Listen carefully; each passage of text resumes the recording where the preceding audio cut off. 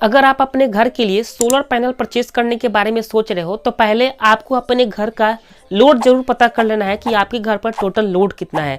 Otherwise बिना load पता किए ही कोई सोलर पैनल परचेज करते हो तो आपका नुकसान हो सकता है। जैसे कि एग्जांपल हम आपको बताते हैं कि रिक्वायरमेंट है आपके घर पर 3 किलोवाट सोलर पैनल की, लेकिन आप लोड कैलकुलेट किए बिना अगर आप 2 किलोवाट सोलर पैनल लेकर के आते हो अपने घर पर, तब दोस्तों उसके बाद भी आपको 30% बिजली बिल जो है खुद से पे करना पड़ेगा।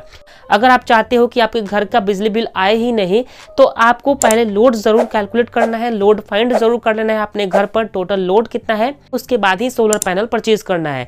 तो ये वीडियो काफी ज्यादा शानदार होने वाला है। हम आपको प्रॉपर गाइड करने वाले हैं कैसे आपको लोड कैलकुलेट करना है और कैसे आपको अपने घर के लिए सोलर पैनल फाइंड करना है। तो चलिए बिना टाइम वेस्ट किए इस वीडियो को शुरू करते हैं और आपको बताते हैं। तो प्लीज वीडियो को लाइक करके चैनल को सब्सक्राइब जरूर करें। देखिए यहाँ पर दो ऑप्शन है कि हम दो तरीके से पता कर सकते हैं कि हमारे घर पर टोटल कितना लोड है और हमें कौन सी सोलर पैनल लेनी चाहिए। सबसे पहला चीज है कि आपको देखना है कि आप हर मंथ कितना यूनिट बिजली का इस्तेमाल करते हो। जैसे कि किसी मंथ आप 300 यूनिट बिजली का इस्तेमाल करते होंगे, किसी मंथ 250 यूनिट, किसी मंथ 400 यूनिट बिजली का इस्तेमाल करते होंगे। तो इस तरह से पूरे ओवरऑल यानी कि पूरे 12 महीने में आपने कितना बिजली का इस्तेमाल किया हुआ है पूरा ऐड कर लेना है। जैसे कि आप मान के चलते हैं कि आप किसी मंथ में 250 यूनिट बिजली का इस्तेमाल किए हैं, किसी में 300 यूनिट बिजली का इस्तेमाल किए हैं, किसी मंथ में 400 यूनिट बिजली का इस्तेमाल किए हैं। तो ओवरऑल आपको निकालना है कि पूरे साल में कितना बिजली का इस्तेमाल किया है और उससे डिवाइड कर देना है आपको 12 से। 12 से डिवाइड करने के बाद क्या होगा कि एक महीने का कैलकुलेशन निकल जाएगा कि आपने प्रॉपर एक महीने में कितना बिजली का इस्तेमाल किया हुआ है। ओके, उसके बाद आपको देखना है कि आपको कौन सा सोलर पैनल लेना है। एग्जाम्पल हम आपको बताते हैं कि आपका निकल के आया हुआ है एवरेज हर महीने 300 यूनिट।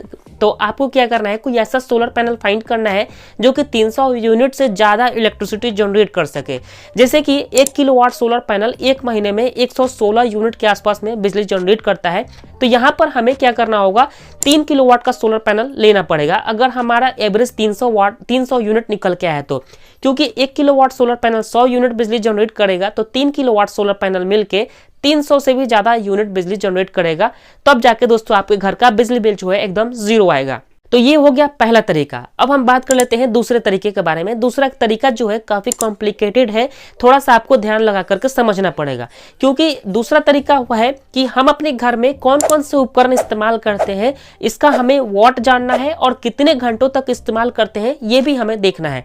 जैसे कि अगर हम टीवी चलाते हैं तो टीवी तो 24 घंटे चलाते नहीं है। अगर आप 10 घंटे टीवी चलाते हो तो 10 घंटे का ही हमें कैलकुलेशन रखना है और टीवी कितने वॉट का है इसका भी हमें कैलकुलेशन रखना है। जैसे कि अगर हमारा एक टीवी है और 50 वाट का है तो अगर हम उसको 10 घंटे तक चलाना चाहते हैं तो हमारा 500 वाट टोटल कंज्यूम करेगा हमारा एक टीवी 10 घंटे में। ओके, इस तरह से हमें कैलकुलेशन करना है।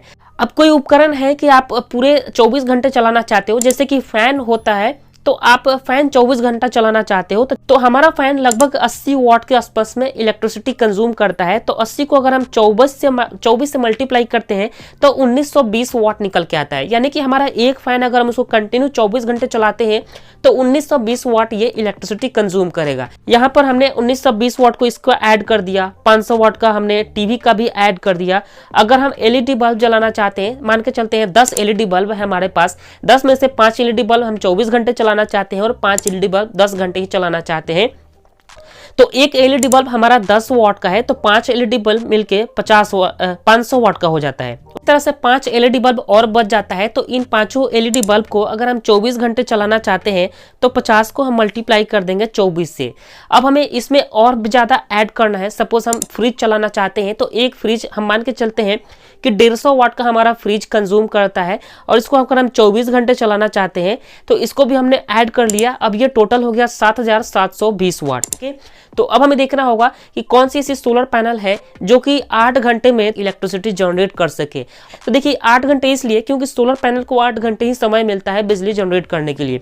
तो इस हिसाब से अगर हम 2 किलोवाट का सोलर पैनल लेते हैं ना तो ये सभी उपकरण को हम आसानी से चला सकते हैं। अगर हम प्रत्येक दिन ये सारे उपकरण इस्तेमाल करते हैं ना तो 2 किलोवाट सोलर पैनल लेंगे तो हम आसानी से आराम से चला सकते हैं। नो डाउट ये अच्छा परफॉर्म करेगा और आपके घर की बिजली बिल भी एकदम जीरो आएगी।